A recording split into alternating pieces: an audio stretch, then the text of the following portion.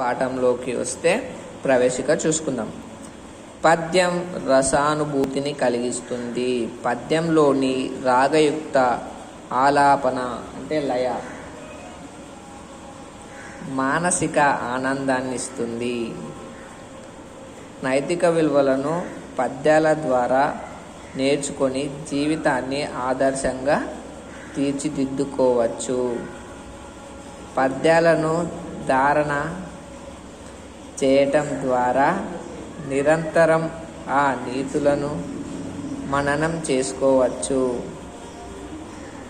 మరింకెందుకు ఆలస్యం, శతక పద్యాల తోటలోకి వెళ్దాం.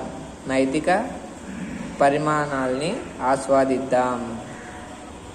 మొదటి పద్యం చూసుకుంటే, ఆ కొన్న కుడయమృతం తాగొంగ కనిచ్చువాడె దాత దరిద్రిన్ సోకూర్చువాడె మనుజుడు తేకువ గలవాడె వంశతిలకుడు సుమతి.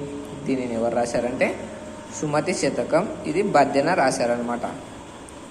సెకండ్ పద్యం చూసుకుంటే, వనకరి చిక్కెమైన సకు వాచవికిం జడిపోయే మీను తావివ్వరికి జిక్కె జిల్వ గనువెదురు జంజనులెల్లో తావినోమనికి నశించేదెట్టి తారమాయిరు మూటిని గెల్వ నైదు సాధనముల నీవే గావదగు దాశరథి కరుణాపయోనిది.